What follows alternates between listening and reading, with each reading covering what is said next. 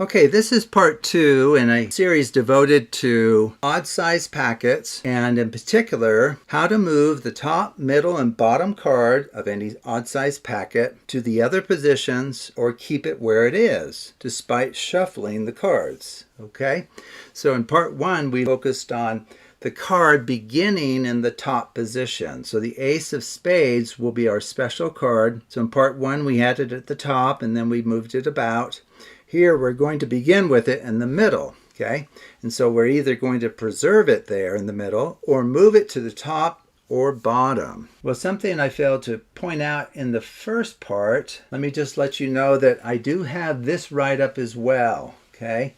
And so in part 1, what we did was everything up here, okay? So we showed how you can keep the top card at the top, how you can move it to the middle, these are the different shuffles, and how you can move it to the bottom. And then I have a key for what these abbreviations refer to as far as the shuffle names, okay? So today we're going to be looking at moving the middle card to the top, leaving it where it is in the middle, and then moving it to the bottom. And in my larger diagram, this is what it looks like here, okay? So why don't we go ahead and actually start with leaving the card where it is. Okay, so right now the ace of spades is in the middle. And let's say we want to keep it there so that we know where to find it. Okay, so OC, what does that stand for? Well, that's an abbreviation for an overcoat. So you'll find that listed in 16. So kind of shuffle 16 there. Okay, so an overcoat is where you count out to the table 50% or more of the cards. Well, since we have an odd size packet, you can't count out 50% because odd numbers are not divisible by 2. Okay, so here we'll be counting out 5, 6, 7, 8, or 9. So 50% or more of the cards. And that's guaranteed. And this is quite surprising for a lot of people. But if you do that, so if I count out 5 cards, well, let's just go ahead and do it. So I'm going to count out, see, 5 cards, drop the rest on top. Okay. Now I'm going to count out 6 cards. 1, 2, 3, 4, 5, 6. Now I'm going to count out 7 cards. 1, 2, 3, 4, 5, 6, 7. Now how about 8? 1, 2, 3, 4, 5, 6, 7, 8. And then technically 9. 1, 2, 3, 4, 5, 6, 7, 8, 9. Well, you would think that the middle card would be somewhere else, right? But each and every one of those dealings left the middle card in the middle position. It's gone nowhere. It's a fixed point relative to overcoatings. Okay. Once again, coat stands for count, out, and transfer. We defined that in part 1.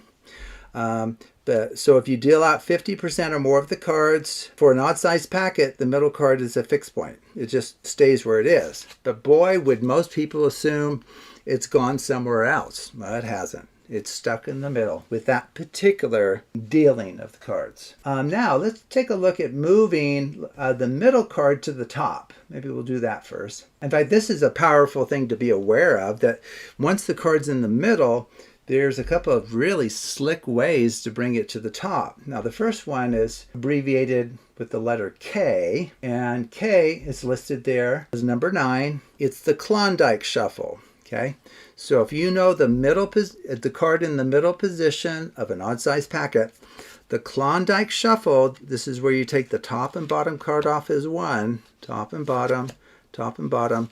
It will always bring the middle card to the top. Okay, and if you just think about what it's doing, it's not a surprise. It's not like magic or anything. But it really will be magic for the spectator because they just won't know what properties these different shuffles have. Okay, so the Klondike shuffle will always bring the middle card of an odd size packet to the top. Okay, and so that can be a great place to reveal it, kind of bring it to the top where there's only one card left after the Klondike shuffle, and then dramatically display this is the card that they chose or saw, or whatever the routine is. Okay, so that's the first one. The Klondike shuffle will do the job. The other one is a Bessie 1-1. Now we saw this shuffle last time. It's listed as number 3 there, Bessie 1-1. And so how this works is you take the cards, so we have the ace of spades in the middle, which is where we need it. You hold them in middle grip, and then you take the top card off, just one from the top, one from the bottom, top, bottom, top, bottom, top, bottom, top. Okay, and that's guaranteed to also move the ace of spades to the top of an odd-sized packet if it started in the middle. Okay, so that's called a Bessie 1-1, and I gave it that name because as far as I know it doesn't have a name, so I needed a name so that I could refer to it. Okay, and now, so that takes care of moving cards from the middle to the top. So let's finish.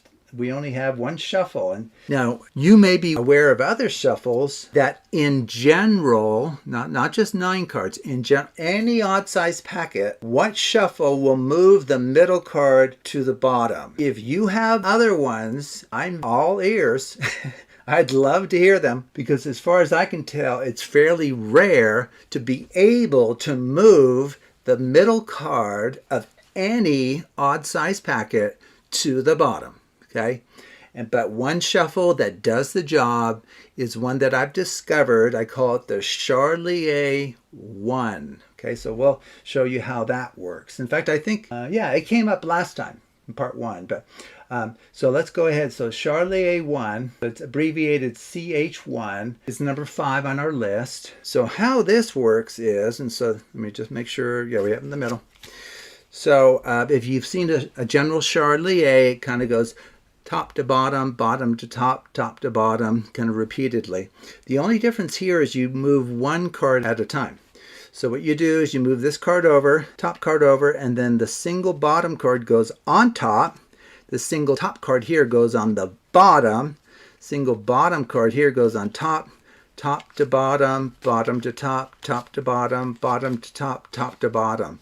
And when I discovered that this moves the middle card to the bottom for any odd size packet, I was ecstatic. Okay, because think about it. If there is no reasonable shuffle to accomplish that, your diagram cannot be completed in a satisfying way, right? Because if we do away with the Charlier 1 right here, we lose that leg. It's gone. So what this diagram would be telling us, oh, by the way, there's no way to move the middle card of an odd-sized packet to the bottom. There's just no hope. Give up all hope of ever being able to do that. Okay, so that's pretty discouraging if that were true, right? But fortunately, the Charlier 1 will do that. And if there's others out there, great. I'm happy to add them to my list, because the Charlier 1 is feeling pretty lonely down here. It's doing the heavy lifting of being the only shuffle that moves the middle card to the bottom. Okay, and you can see it's done that. It's at the bottom now. Okay, so thank you for watching.